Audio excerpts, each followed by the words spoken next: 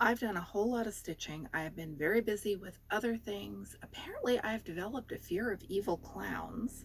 That wasn't something I expected. Hi, Flosstube. I'm Michelle. This is my romantic tangle. It is Friday, August 15th. I don't think I've set foot in the attic for at least 3 weeks, and the time I had set aside for filming went to other things. And I'm going to real quick do an update because I don't know when my next chance is going to be. I have been stitching. I've done some more work on Christmas Eve salt box. I was going to put this away when the Christmas stitching in July ended, but it is an easy project. It is a portable project, so I think it's going to stay in my rotation until I replace it with something else that makes more sense. And then I picked up Furry Friends. I don't know quite the thought process that led to it. It was kind of a what do I work on now? And I spent so many hours on this early in the year that it made sense that I should try to finish it by the end of 2025. Yeah, so I can be rid of it. And I've done a lot of stitching on it over the past few weeks. I have been working on the desktop, which is all of this down here.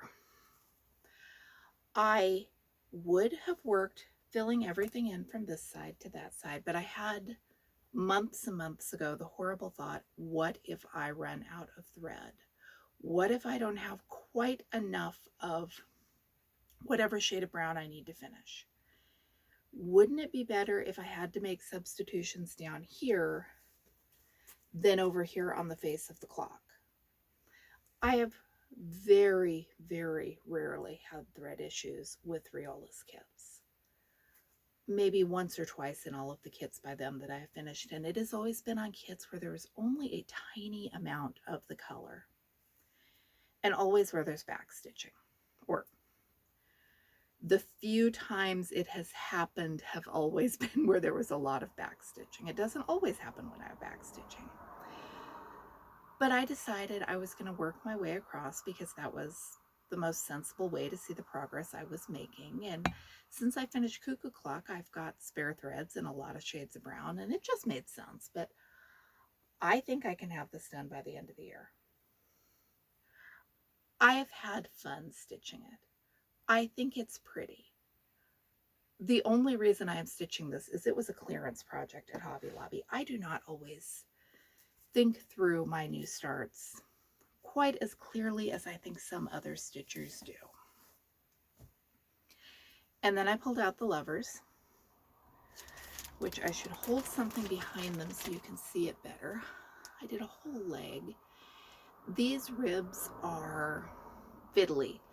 There is so much checking and rechecking to see that I have not missed a stitch. Still love it. It's just more challenging than I expected, and I really want to start It's the Dosage That Makes the Poison by Witchy Stitcher, but I'm going to finish this first so I'm not working on two projects with skeletons, and I think I'm going to finish the Dragon's Eye first so that I'm not working on two projects on black fabric. That one has gotten me used to working on black fabric again, so that's the plan. Who knows if I will stick with it. I finished the Feather and Fan shawl. Now, the fact that I could not remember that this is called Feather and Fan, let alone how to do Feather and Fan, it doesn't show up good on the camera.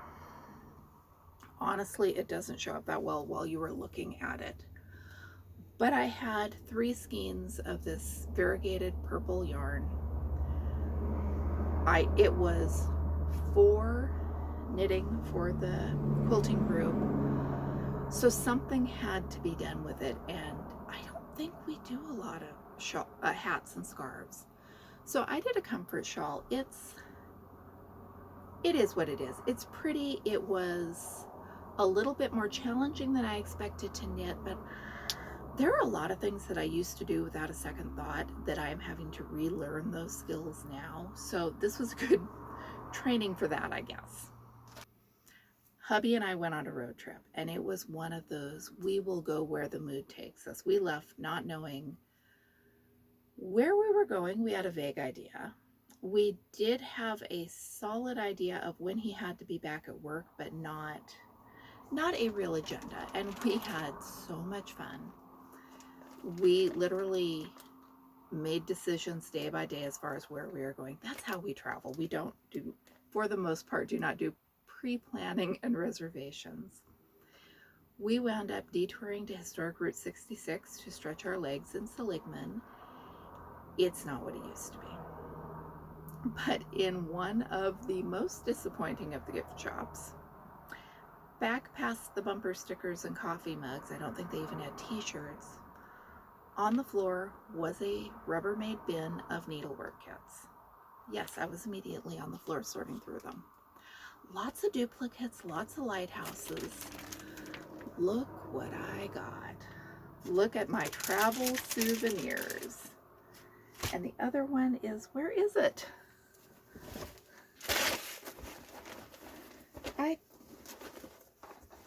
I don't know what I did. There is another one that should be up here, but is not. That is a Jan Lynn cottage.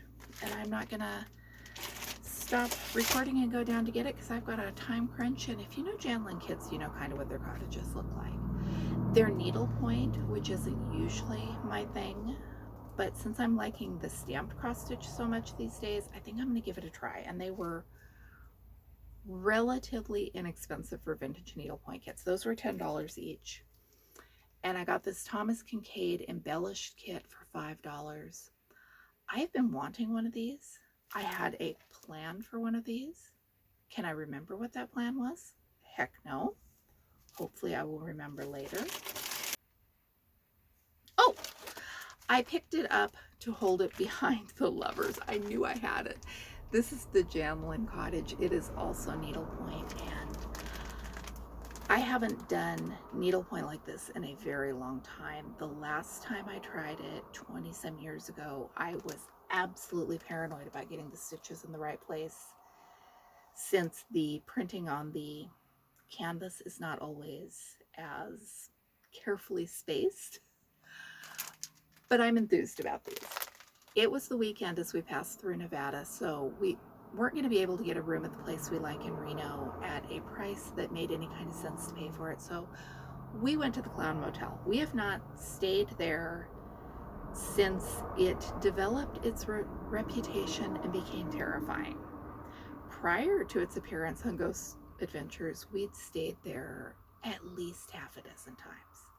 The Clown Motel is like the least scary place we have ever stayed. Never once occurred to me that I should be afraid of it. I've never been afraid of clowns. Ghosts scare me, just not Clown Motel ghosts.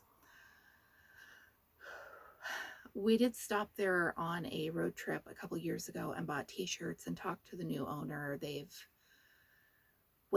refurbished it, but I think that's mostly ripping out the carpet and replacing the beds. They have leaned so hard into the horror movie thing. I don't know what The Exorcist or Chucky or Friday the 13th have to do with clowns.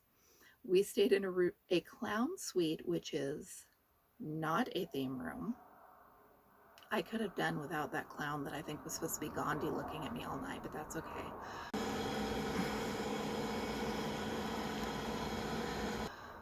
Went and got pizza, walked around the cemetery until it got too dark to read the headstones. We had stayed there 5 or 6 times. I had never noticed that there were steps leading down from the parking lot to a cemetery. I had never noticed that there was a cemetery, probably because I was always wrangling 4 kids and tired at the end of the day and thinking about going and getting Mexican food at the other end of town. Got back to the room, and at about 10 o'clock, the power of suggestion kicked in, and I started to get nervous.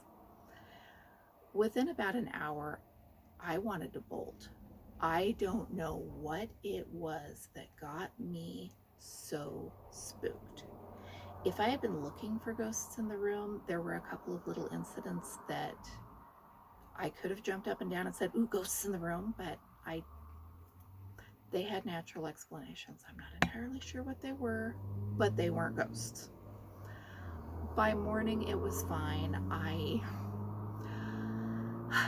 don't know if I'd stay there again or not, just because the Pepper Mill in Reno has some really inexpensive rooms that are so much nicer. But for so many years, the Clown Motel was a really good, inexpensive, safe feeling place to stay with the kids on road trips. And I did some stitching at the Clown Motel. If I had had any inkling that's where we were going to wind up, I would have brought my something Halloweeny, but I didn't have advanced warning, so I worked on Christmas salt box at the Clown Motel. And now we're home, and it has just been insanely busy. I don't know how it has been so insanely busy, but it's all been good stuff. We keep having public safety power outages, and I don't fully, I know they're supposed to keep us safe. I don't fully understand when, why, how they're supposed to keep us safe. I just know that sitting in the dark for 2 hours when it is 100 degrees is not fun. Don't have air conditioning even when there's power on, but there's something about taking away the light that just makes it so much worse. I can knit in near darkness, but I need stitch markers to tell me when to increase, and so that's going very high on my to-do list, along with dragging out and charging and putting books on every Kindle we've got in this house. Thanks for watching. I'm Michelle. This is my romantic tangle. Let me know, would you stay at the Clown Hotel? Are clowns scary? And do you know of any other really easy stitch patterns that I could use on these shawls? Because I'm looking for inspiration, and so far everything I'm finding seems just a little bit more complicated than I want. I know there are easier ones out there. I just can't for the life of me remember what they were. I'll be back with you with more videos soon. I think I'm gonna go stitch on my cats for a while.